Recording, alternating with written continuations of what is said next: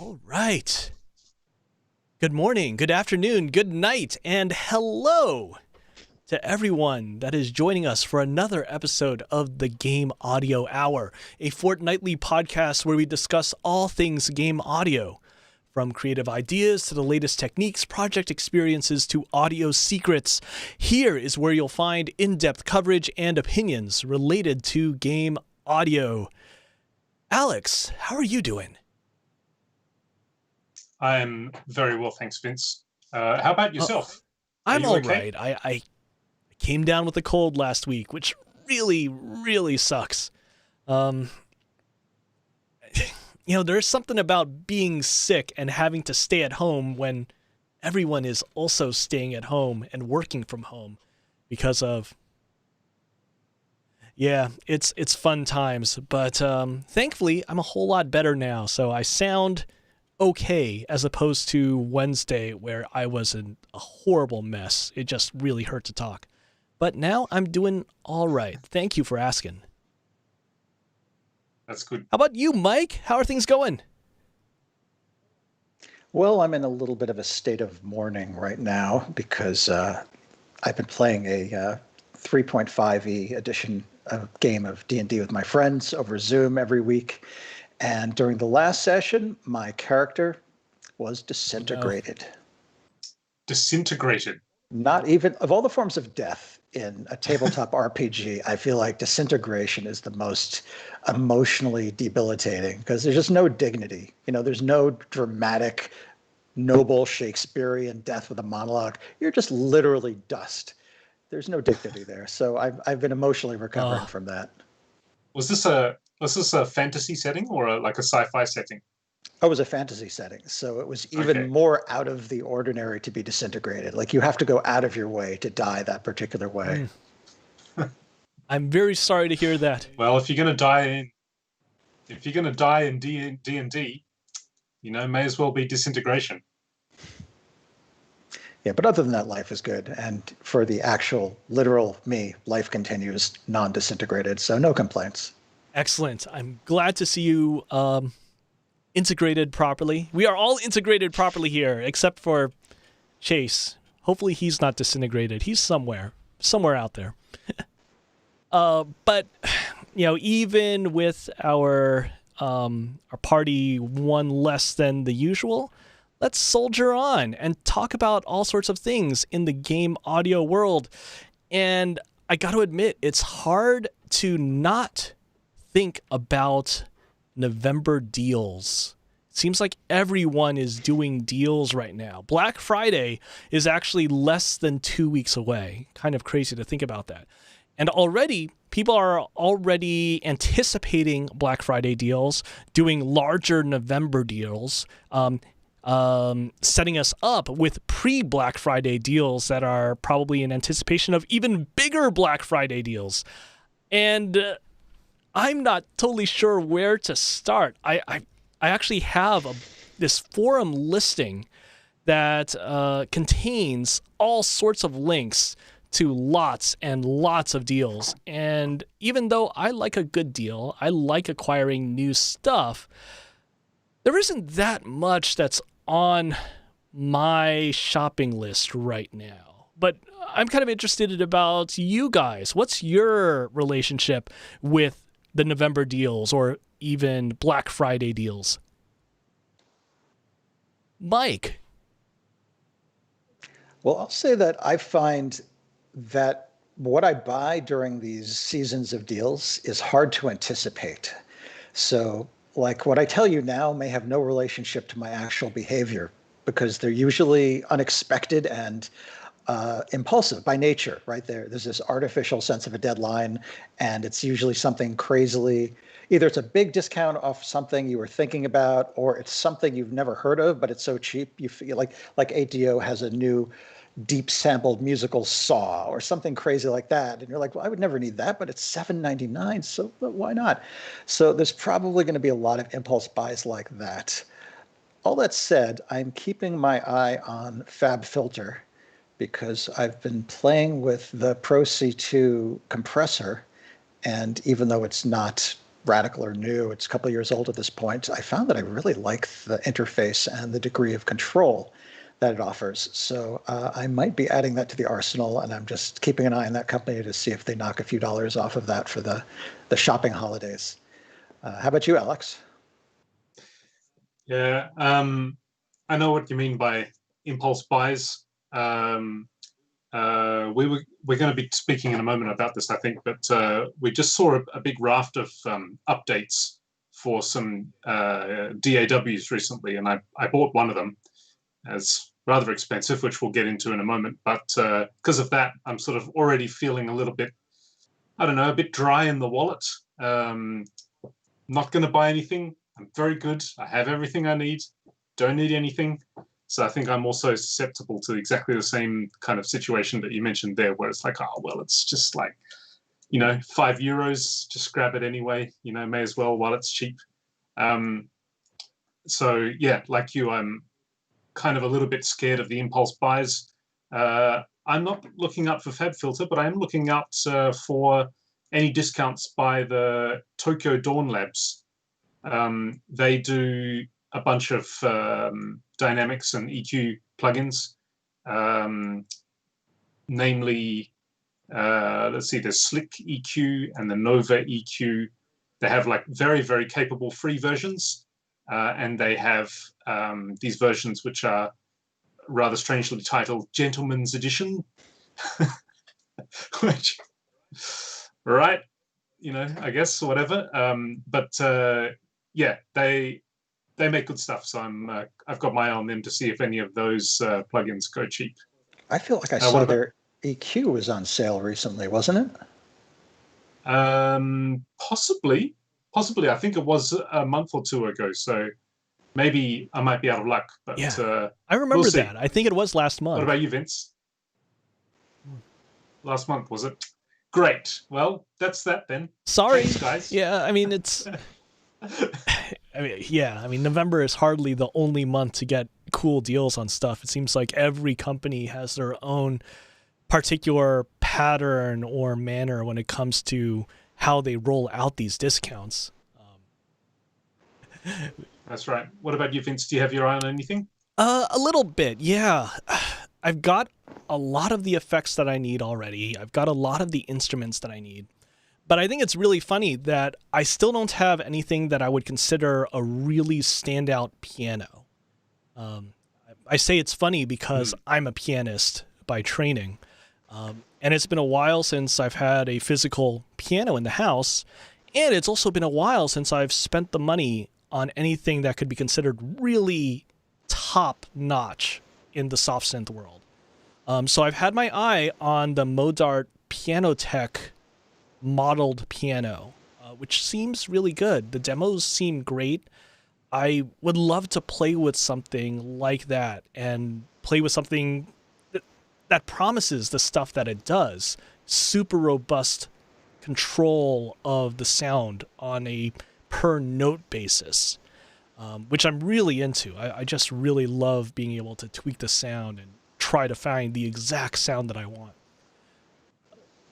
Modart just released version 7 of Pianotech within the last, I think the last week. Yeah, I was looking at that. They, because of that, they have a current discount on their Pianotech Standard.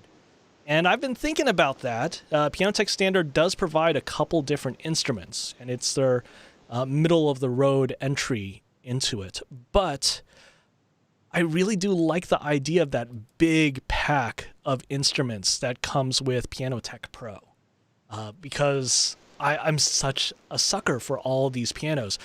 I love Steinway. I think Pianotech is the only soft synth developer out there that is properly licensed by Steinway, which it's licensing, wow. It's naming, whatever. But I think that counts for something when it comes to a company's quality control. Also, that's very impressive for a non-sampled piano plugin to be licensed by a piano maker. Yeah, Steinway is actually pretty strict about stuff. For a while, I was actually using this Steinway instrument that was sampled by Embertone, which is a very good instrument, but it does have some faults, particularly in how the CPU usage is and the way that it handles half pedaling. The context scripting in that particular instrument isn't great. Sound is good, extremely good, but Steinway actually went after them and said, "Hey, you can't use Steinway in this name. It used to be called the Embertone, what was it, 1955 Steinway, and now it's called something else." So Steinway does really care about how their name is used in the virtual instrument world. And as far as I know, they only allow that with Pianotech. So that's something. And I'm very interested in trying the Steinway models for myself, in addition to the Bechstein, and in addition to what is actually my very favorite piano out there, which is the Petroff. I think the Petroff pianos are just the most wonderful instruments I've ever played, bar none. It's didn't Spectrasonics recently release an update to Trillion? I think they might have. It's been a while since I've been looking at bass instruments, but actually, did they? It looks like they're at 1.5 right now. Wait a moment, isn't Trillion the keyboard? Oh, well, you're talking about. One, are you talking about Yeah. keyscapes? Yeah. Sorry. Yeah, keyscapes. Why did they name it Trillion? That's a ridiculous name. I don't know. Maybe they're Hitchhikers I feel like fans? I was about to say. Okay. What I will say about Pianotech, and I think this is true of modeled instruments generally, as of right now, the state of the art, that sampled instruments give you a very literal realism on a note-by-note basis, but sometimes the gestalt feels a little fake. You listen to a sampled performance and the transitions between notes or the performance itself doesn't quite feel natural, and that clues us off in many cases that it's not a real instrument.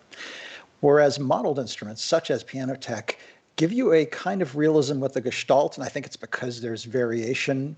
You're not just hearing a static sample or 10 different recordings of the same note, but you're hearing something that's uniquely created with tiny little parametric variations, and maybe they're simulating the hammer not quite hitting the string at the exact same spot, so the partial frequencies are a little bit different.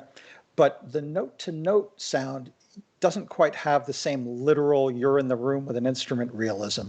So I feel like these two worlds are converging towards each other as they get better and better.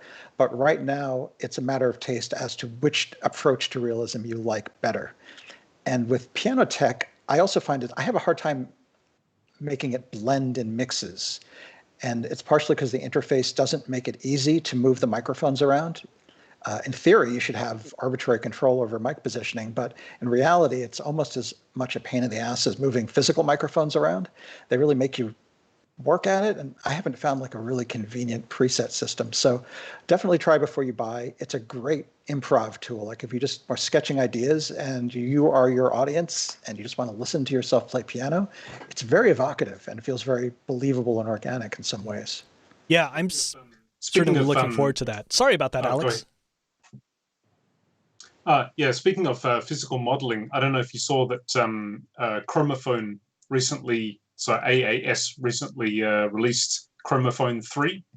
Did you see that? I did, and then I immediately forgot about it, and now I'm remembering it again. And thank you for reminding me of that, Alex. Yeah.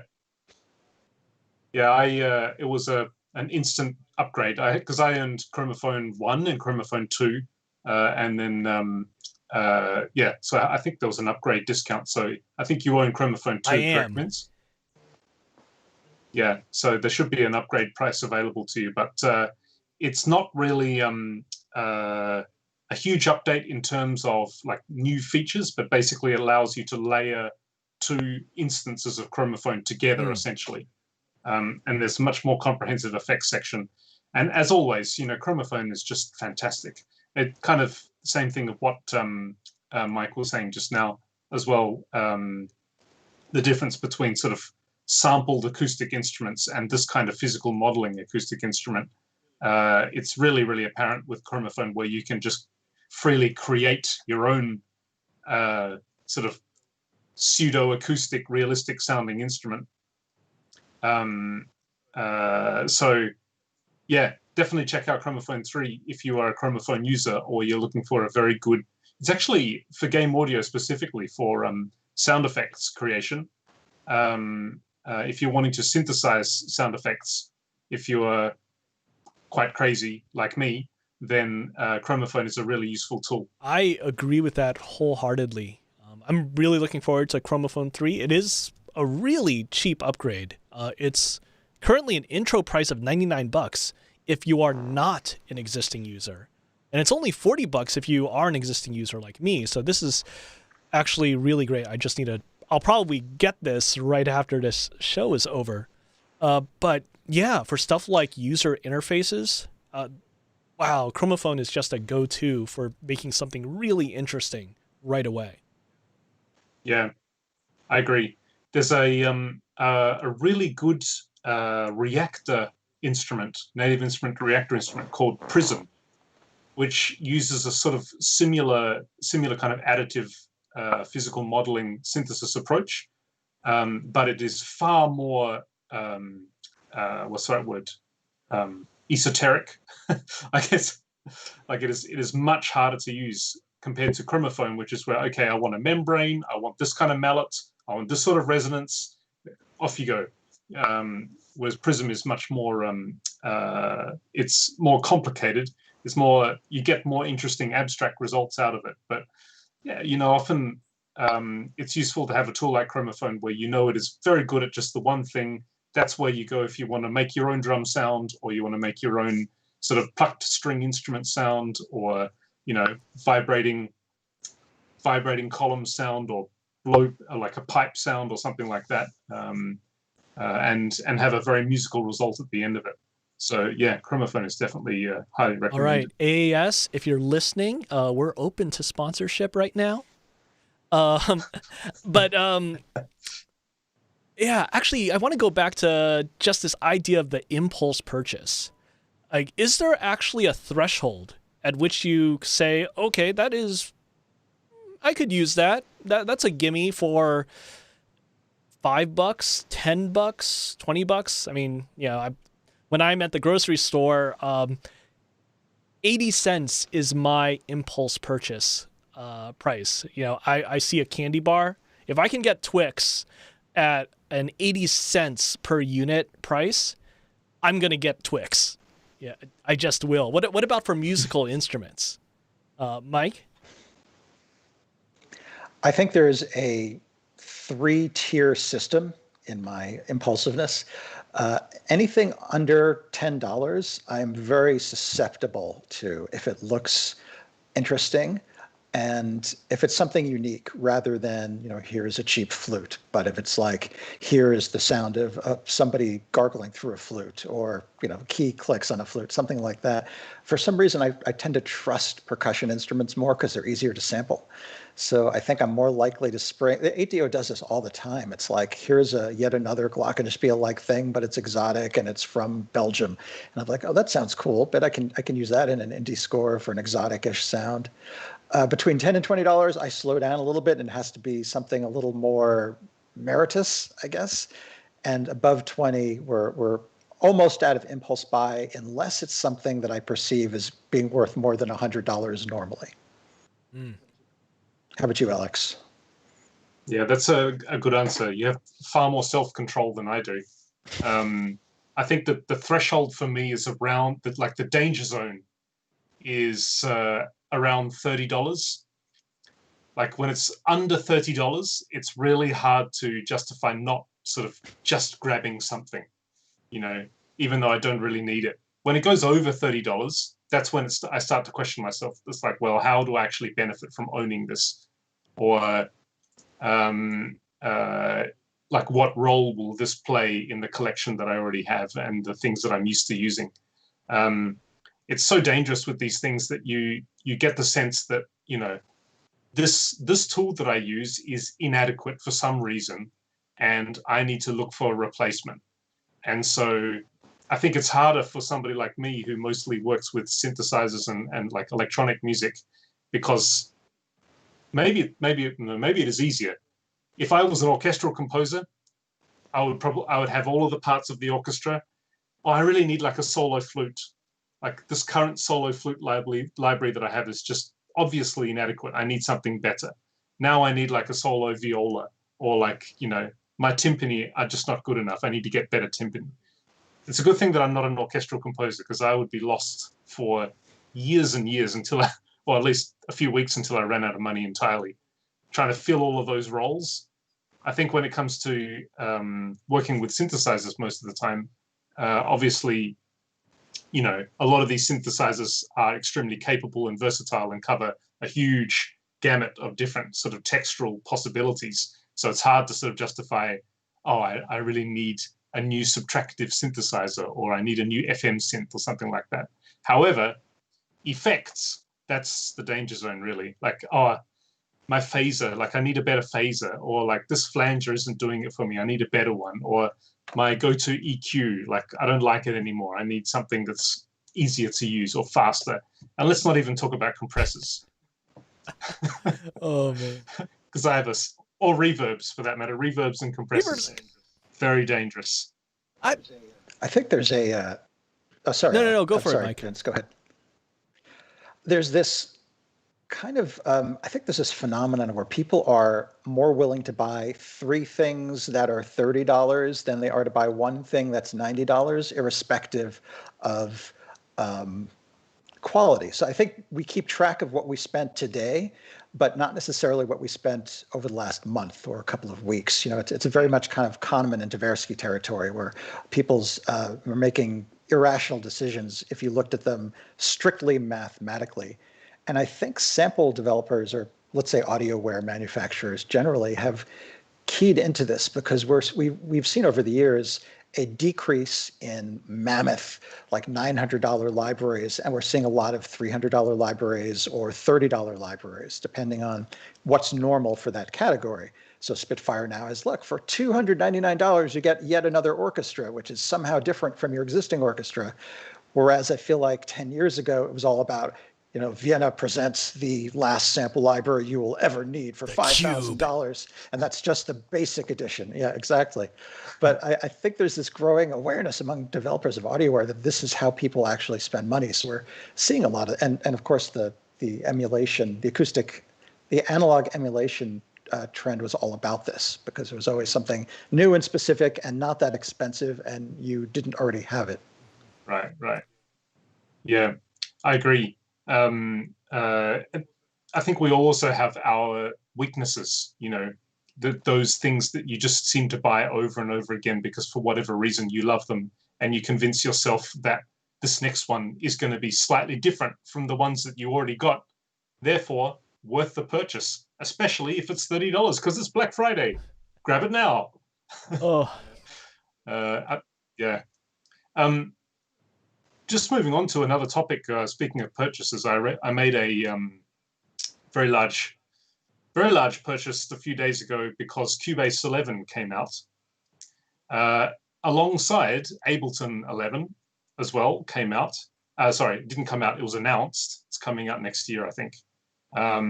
Also, Apple released a new version, like an incremental, like a minor update of Logic as well. So it's been sort of fairly busy in the DAW space recently.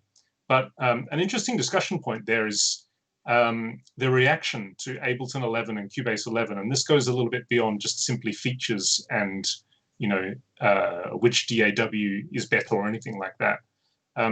Sadly, there was a fair bit of frustration levied at both Steinberg and Ableton for their releases for different reasons.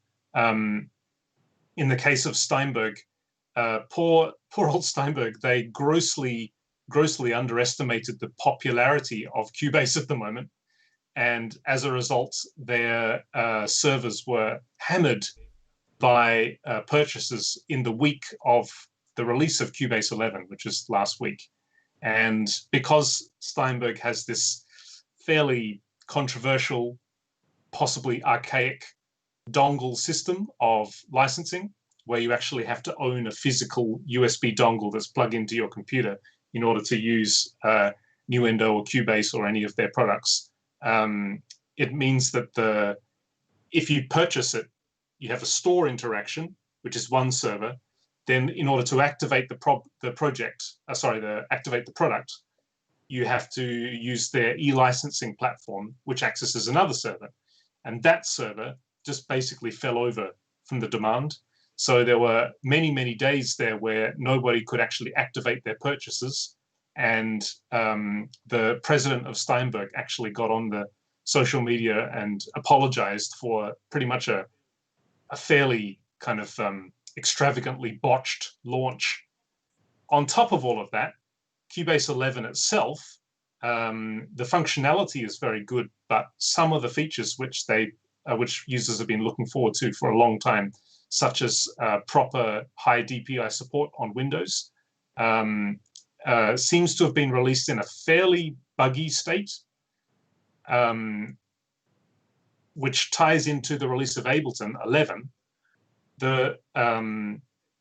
In the case of Ableton 11, a lot of people were upset at Ableton because if you look at the timing of their previous releases, this release of Ableton 11 is actually fairly soon compared to the release of Ableton 10, without that many massive, huge kind of game-changing features.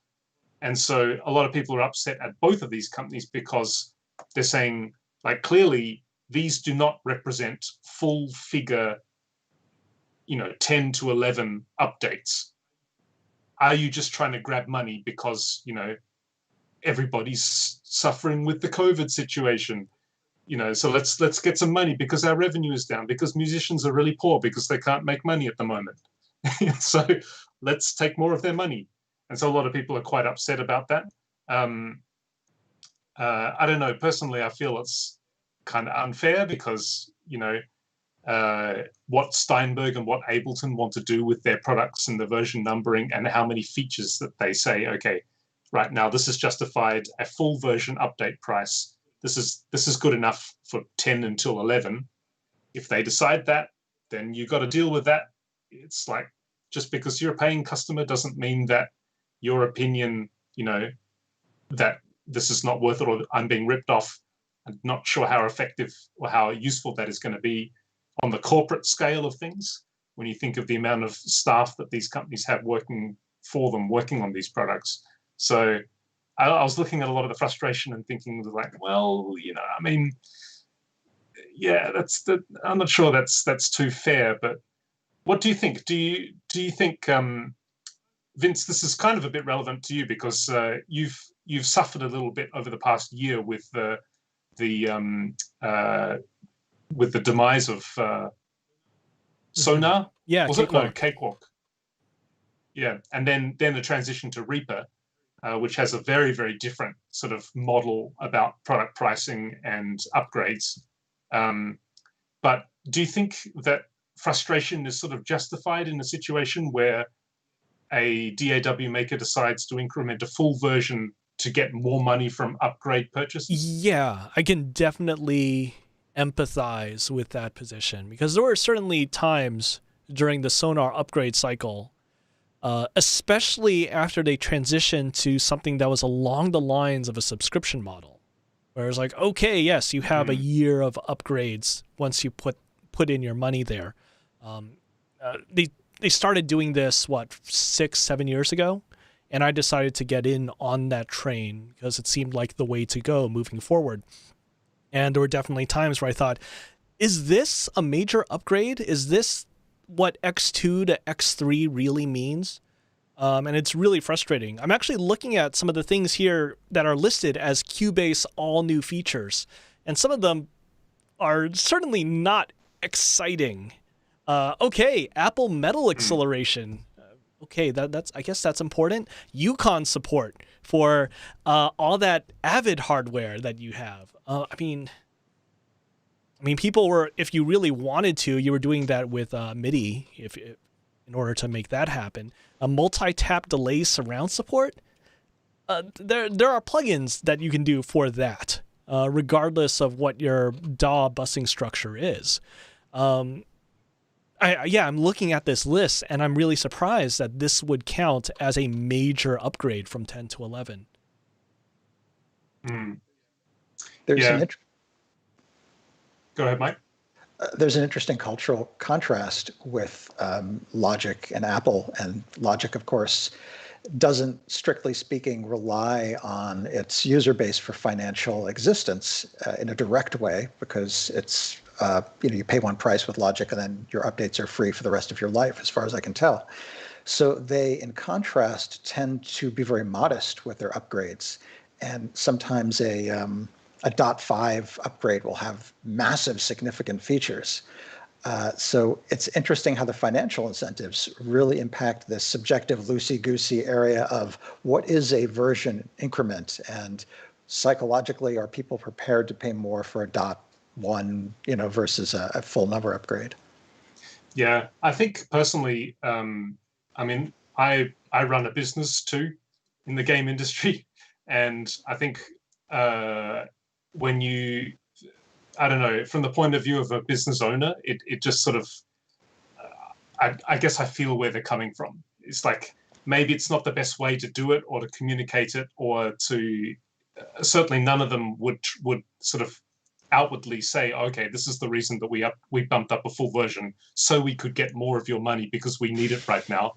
They're never going to say that, of course, but the reality is that software is complicated. It's very complicated, and you got to keep your good staff with you, which means you've got to pay them. Mm-hmm. And I guess we live in an era where I guess we're very spoiled, I suppose, when it comes to software and the expectation that consumers have for how much something should cost. Anyway, it's a complex issue. I think personally, I felt I bought Cubase 11 because I like Cubase very much. I actually also bought Ableton Live Intro because it was going for cheap, and I have. As you know, I think I mentioned previously on the show, I have a very, very bad relationship with Ableton because I've actually bought and sold an Ableton license twice, which is ridiculous. It's the DAW that I really, really want to like, but never seem to. But anyway, I got the Cubase update, and the higher DPI support is very buggy, but it works great. I still love it. And I personally felt that, if this is what it costs to support Steinberg and to make sure that next year we still have Cubase, and the year after we still have Cubase, and in 10 years we still have Cubase, I mean, if that's what it costs, then that's just part of the, the commitment to using this product, I suppose. But anyway, actually, Mike, on that topic of Apple and Logic, have you been eyeing the new hardware that Apple has released? Because I know I have been. I have been admiring it from an abstract distance. I think it's great that they finally threw off the yoke of Intel, which is funny because Intel was the thing they used to throw off the yoke of Motorola, 15 years ago. Yes. But the specs I've heard for the new chips, like in terms of battery life and the speed, are really impressive.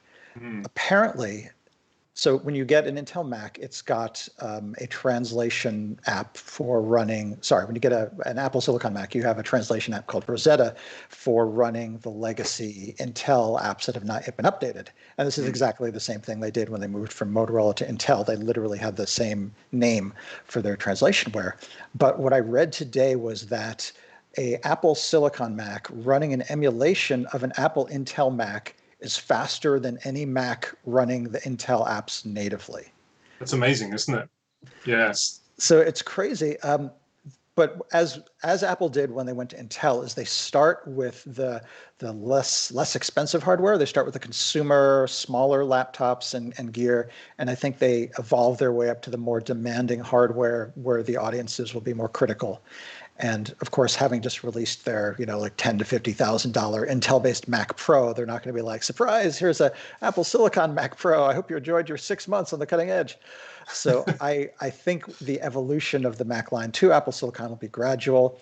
I'm looking forward to next year, where I optimistically predict we will see something like an iMac or maybe an iMac Pro. And it'll be so fast that I will be willing to, quote unquote, downgrade from a Mac Pro proper to the consumer-oriented desktop on the premise that it will probably be faster than I really need. And my trash can 2013 Mac Pro has performed admirably, and it honestly is keeping up with the demands I place on it. But I am about due for a new central music machine, and if my prediction is true, then that'll be the time to do it. Cool. Yeah, I'm going to be buying one of the Macs that has been released. Actually, I prefer Macs for business stuff, and I have a 2015 MacBook Pro sitting right here, which is almost dead. Like, it is severely hindered right now by a whole range of different hardware problems and failures and stuff like that. So I've been actually waiting for this release because I didn't really feel great about buying an Intel system from Apple right now, especially when I mainly just use it for business stuff now.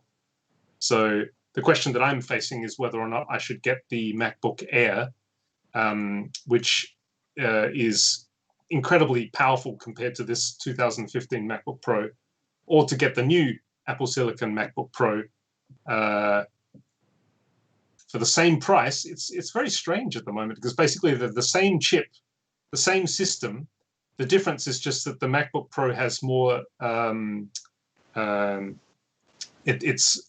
thermal system is more advanced. It has a fan, and it can keep it cooler. So for sustained operations, it can keep up a higher clock speed compared to the MacBook Air, which is fanless, therefore totally silent, which is wonderful for us, but cannot sustain that clock speed for longer periods of time.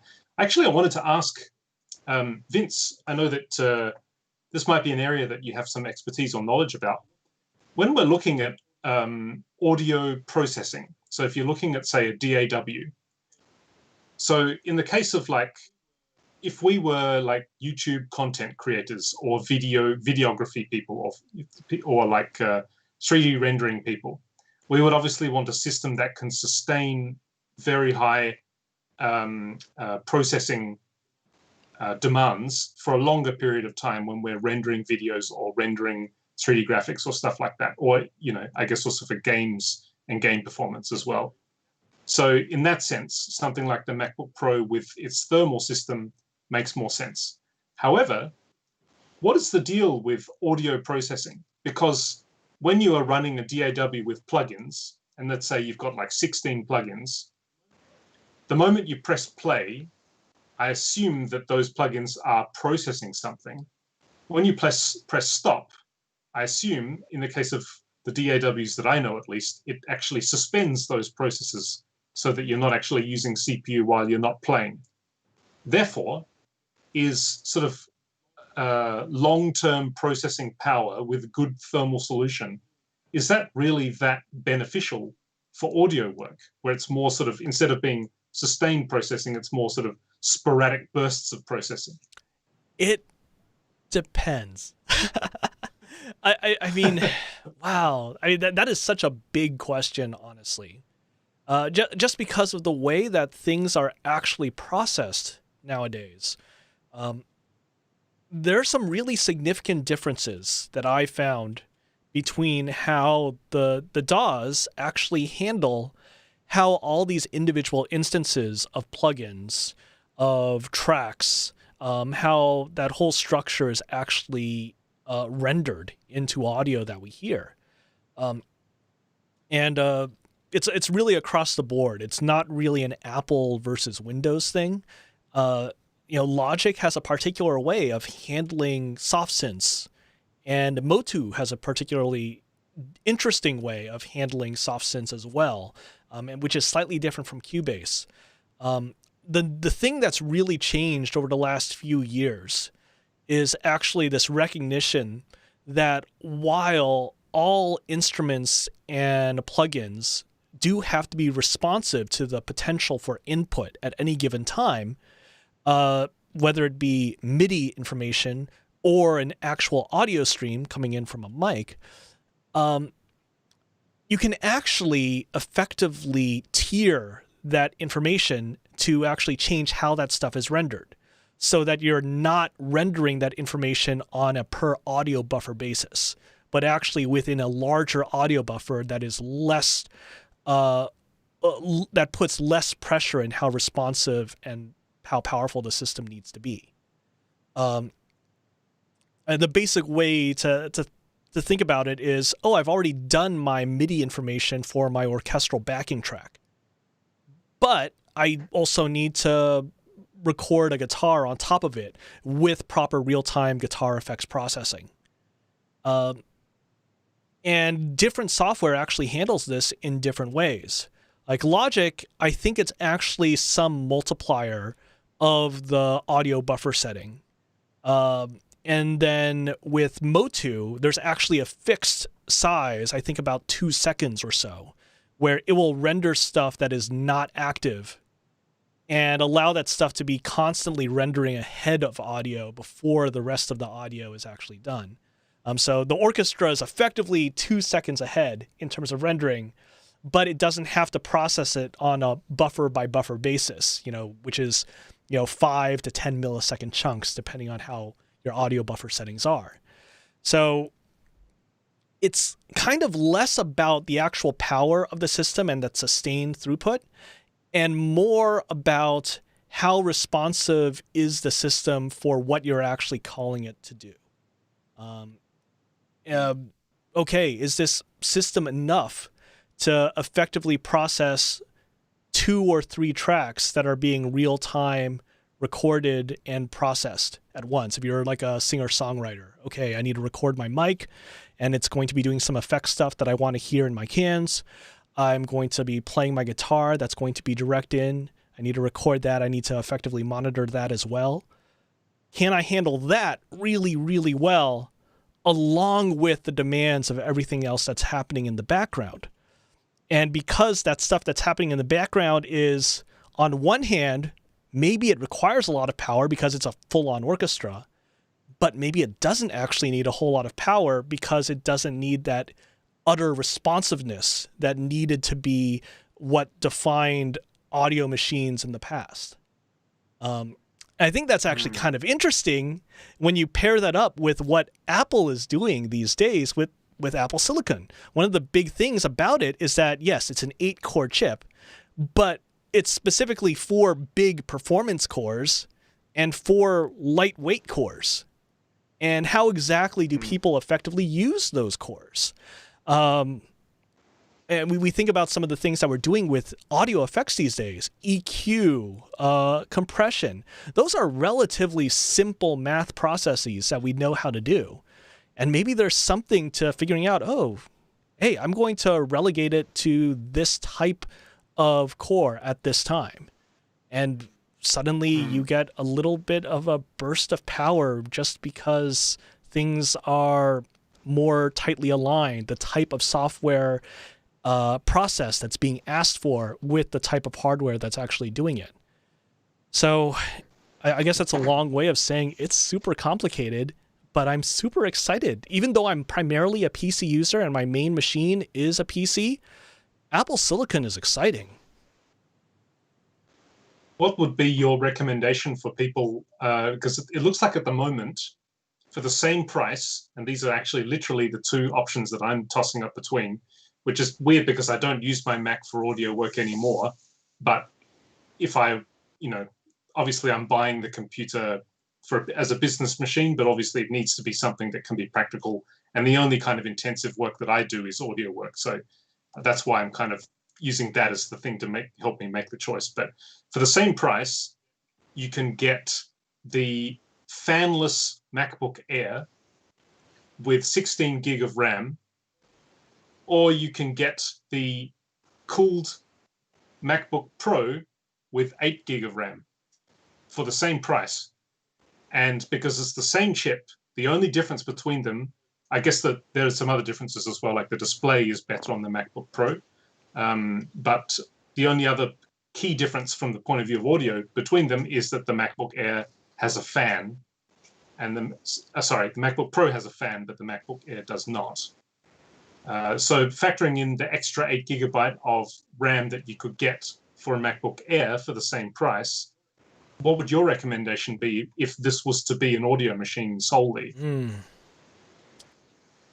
Do you have any specs on the user upgradability of the I RAM? think it's all soldered on. Not upgradable. If it's not upgradable, I think you honestly need to wait till a 32 gig machine comes along. If you're really thinking of anything other than light audio work, because I feel like 16 might get a little claustrophobic. But if you're just talking about a productivity machine not doing a lot of real-time data munging, I'd say the ironically named MacBook Air without a fan is probably going to do just fine. You might want to look at the screens and just make sure you don't care about the difference. But for non-audio work or for light audio work, I think the memory is going to be more important than the delta in processing power between those two units. Yeah, that's a good point. Because I rarely use sample libraries. My projects have about, I don't know, 8 samples in them usually, and the rest is, if there's going to be samples, it'll be like frozen tracks of soft synths sometimes. 16 gigabytes has always been just fine on most machines that I've used for audio work for the stuff that I do. I'm a little scared though. Well, first of all, there's already a bunch of people just talking about, hey, hold off on Apple Silicon, and by people I mean Steinberg. And Motu and whatnot. Hey, we're making sure Cubase currently runs on Intel Macs. We cannot guarantee anything yet, so I'm going to be waiting for a while. Also, it's not just the big DAWs; it's the individual plugin manufacturers too.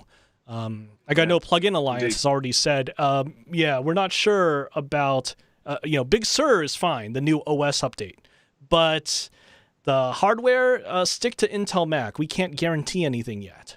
So I would be waiting a good while and letting other people be the guinea pigs first. Yeah, I think that's fine. Like I said, for the immediate future, I don't plan on using the Mac for audio work anyway. By the time I do come across a situation where I would be using it, hopefully there'll be more compatibility from other DAWs. And it's a nice reason to get back into using Logic again, because Logic has changed and grown considerably since I used it last. Anyway, so that's an interesting discussion anyway about Apple's new hardware. I think there's going to be exciting times. It's going to be interesting to see what the PC market does, especially as Mike said, if like Apple comes out with a Mac Pro, Apple Silicon Mac Pro with like the M3 chip times by 4, and it costs like, $100,000 with $800 wheels or whatever it was. It'd be interesting to see what the PC market and what Windows does to sort of compete with that. Well, it's not just the gear. It's going to be. It's not just Apple. Intel has been feeling the pressure from AMD lately too.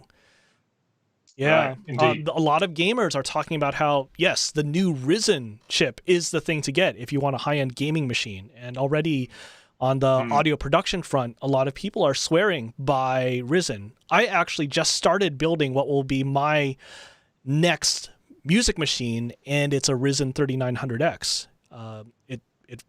It hits that price point. The power looks good. I've seen a lot of people using these things effectively in situations that are similar to what I want to do. So yeah, Intel is feeling the pressure on both sides, both Apple and AMD. Yeah, it's going to be an interesting next few years, and yeah. We've been talking about gear a lot, so let's shift to something else. And Alex, you actually mentioned something earlier, this idea about music, specifically other music that's out there that you think would form a really great backbone for a game soundtrack. And I thought that the particular example that you said was really funny, so I would love for you to share that.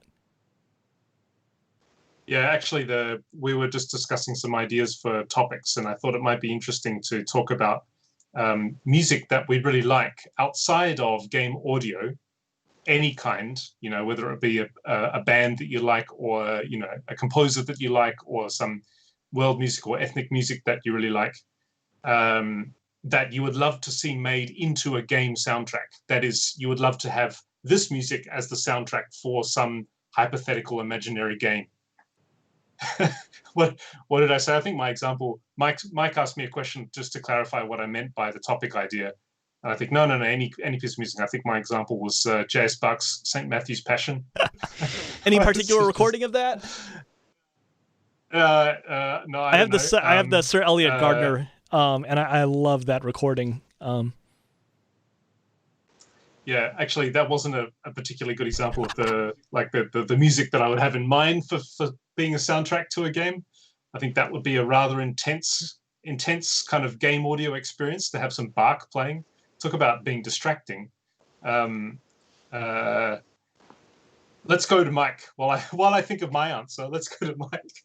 Well, by the way, speaking of Bach and video games, I don't know if you remember Gyrus from the arcade console era, but I do believe that its music, so this is kind of a standalone, maybe vector shooter, maybe early arcade graphic technology, and it was using the fugue in D minor, the famous one, I think.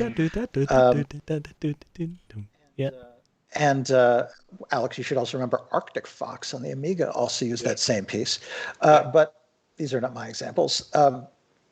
Since you gave us this question in advance rather than springing it on us with no warning, which I appreciate, by the way, because that's a great way to appear uninformed and dumb, I came up with a very specific example, and that is Joby Talbot's score for a ballet of Alice's Adventures in Wonderland, which was a piece written, I think, like 2010 or thereabouts. And because it was accompanimental music, much like a game score or film score, it was music for something, in this case, dance storytelling, it worked really well. It has those qualities we look for in game underscore as well, and being very evocative and atmospheric, but not so melodic that you're distracted by the music and you drop your controller and now your guy's dead and you have to go back to the last save point. I'd broadly put it under orchestral minimalism, but in the very rich John Adams tradition of incredibly rich orchestration, a lot of rhythmic high-end percussion, a lot of scintillating colors, a lot of modal harmonies, but not in a predictable way. It's an amazing piece of music. And I just think texturally it would do great for a game score where there was some kind of mythological or exploratory kind of level, but with enough action that it wasn't leisurely sounding. It's so fresh and original and yet entirely acoustic. So I recommend that as inspirational listening, as well as the hypothetical game score for an imaginary game. Amazing. I have to check that out. We'll have to sort of share some links or something for this music. I'm sorry, I'm just looking up. I had a really good idea for my answer. I'm just looking it up. Vince, your turn. I was kind of thinking about that the same way. I was certainly thinking of dance, and then I went off in a slightly different direction, thinking about the partnership or competitive nature of a lot of games. Yes, there are your big single-player role-playing games and adventure games, but so many games out there are actually these competitions of sort. And the competition results in a back and forth that exists between two players, whether it be in fighting games or in MOBA games, the online battle arenas. And that made me immediately think of Tango, and I really love Nuevo Tango. I think there's some really interesting stuff that happens there. Especially some of the stuff that is more improvisational or heuristically driven, where there's space and opportunity for soloists to do really interesting things on top of existing work, and it's so utterly captivating as well as complementary to the action that exists there, because as much as the music is so exciting and vibrant and powerful, it's also complementary to the action that is happening between these two people. And I think there's interesting stuff happening there from a textural standpoint and from a structural standpoint. So yeah, I think a lot of interesting stuff in the Nuevo Tango world. That's a really cool answer, actually. I would never have thought of that, but that's the way you framed it like that. It makes a lot of sense. That would be really interesting, I think. I have so many, actually, but the one that comes to mind immediately is there was in the 90s there was a Detroit techno artist called Drexia. And Detroit techno, as you know, is a fairly sort of niche subgenre of the larger sort of techno genre. Drexia, I think, was a collaboration between two people. Sadly, one of the key person behind Drexia sadly passed away. I don't know why or how, but it was a very untimely death. Drexia is special because the style of Detroit techno is now, we call it electro, not what the young kids are listening to these days, but actually proper underground Detroit electro. It's quite different. Anyway, the whole point of this is that Drexia, they had this whole thing going where you didn't know who they were, like that you don't know their faces, you don't know their names. They're this sort of anonymous collaboration between these two anonymous people, but they created in their albums this whole really cool sort of futurism, science fiction theming of all of their albums, where it was actually kind of this science fiction underwater setting. It's like, you know, cyber scuba divers and stuff like that. All of their songs have references to this sort of larger world that they created, totally fictional, surrounding aspects of their music. So every time I've listened to Drexia and that particular blend of Detroit electro, I always think this would make a fantastic game. So that's one. The other one, the last one, I know we got 1 minute left. This is from the 90s again. There was a group called the Future Sound of London. They released an absolutely seminal ambient 2 CD ambient album, which is basically 2 songs, called Lifeforms. And if you haven't heard it, I'd strongly recommend you go and find it on Spotify or Apple Music or whatever you're listening to and listen to it thoroughly. It is amazing. Then remind yourself that this was made in the 90s on, like, you know, an Atari ST with notator and a bunch of Akai samplers and a Korg M1 and a, you know, Roland D110 and a bunch of other sort of like 90s equipment. Just think about that when you're listening to it, because if you have any experience with producing electronic music today, you'll listen to that and you think, holy cow, this is so fresh, it could be released today and people will be falling out of their chairs about how amazing it is.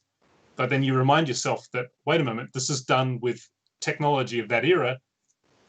Absolutely amazing. Anyway, the ambient textures and the qualities and the experimentation with sampling, that like early sampling that they achieved on that album is just utterly seminal and would make for an amazing game soundtrack. So there you go. Those are my 2 recommendations. Ooh, that's awesome. What kind of game do you imagine the latter would accompany? I have no idea. You listen to it and we'll talk about it next episode. I want to listen to it. It's been Do a it. while, honestly. I mean, it's just, you know, because I remember a lot of my friends in high school were pushing, Future Sound of London on me, you know, because I was really getting into the Amiga mod scene. And they were showing me all this other stuff as well. And Future Sound of London came up, and I have vague memories of that right now, and I want to refresh my memory. Yeah, it is incredible. So yes, I'll find a link for you and set it up for you. Thank you. All right. Well, it's been an hour. Before we end the episode, any last things that we want to shout out? Things that we are currently consuming, perhaps in the game or audio world? I will just say that from Thursday, I think, on the Elite store, not Elite, on the Epic store, Elite Dangerous Horizons is going free for a few days. This is the game that I've been playing on and off for the past 5 years.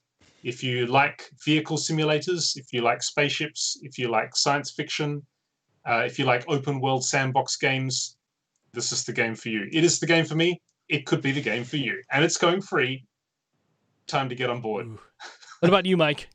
I was a big fan of the original Elite for the Amiga, where it was all wireframe graphics, and a lot of the game was just watching stars go by and counting down the seconds until you could die crashing into a space station because docking was so difficult. And the greatest upgrade you could get to your ship was the thing that would automatically dock it for you, so thus removing the biggest challenge in the game. Speaking of dying repeatedly, Ghost of Tsushima, I'm still at the stage where you can die easily, and I think I ran into a bug in one scene where you technically can complete the level, but the thing that's supposed to happen at the beginning of the level that's triggering off a lot of kind of one-time action doesn't seem to be triggering. So it's like one of these buggy scenarios where you think, can I hack my way through this level, or do I have to go back to a much older save and get up to that point again? So it's a weird kind of masochistic laziness where I don't want to have to rewind to an earlier part of the story and come back to the fully functioning version of this level. So we're going to see if I continue to be lazy or I just go back and do it the right way. But it's a really fun game. It has some really cool music. Nice. What about you, Vince? Oh man, modern games. I haven't been playing them except. Well, hold on, that's not true. I did play a little bit more of 13 Sentinels. Oh, 13 Sentinels on PlayStation 4 is really cheap right now. Honestly, it's one of the best big games that I've played in a while. If you want a big sci-fi story, you want big sort of sci-fi mech strategy action. I know some people were on the fence about it at $60, but you can get it for $30 right now at Best Buy and some other places. So it is a substantial discount. It's a pretty great game. Cool. Playing that instead of a PlayStation 5 or Xbox Series X because I can wait on those new systems. There's so many good, slightly older games that are now at a deep discount that if you don't insist on being the cutting edge of new releases, you really can have this amazing buffet of games for very little money. Yeah, agreed. There's just so much good stuff out there. All right, let's call it an episode. It's Game Audio Hour, episode 197 in the books. So, to all of you watching and listening, thank you so much for keeping track of our really crazy stuff, our shenanigans here on YouTube and Twitch. You can follow us on those platforms as well as watch Facebook and Twitter, because Twitter is where we let you know that our shenanigans are going to happen on a bi-weekly basis. So I guess 2 weeks from now, we'll see what we actually got during that Black Friday weekend, right? Until then. Nothing. See ya.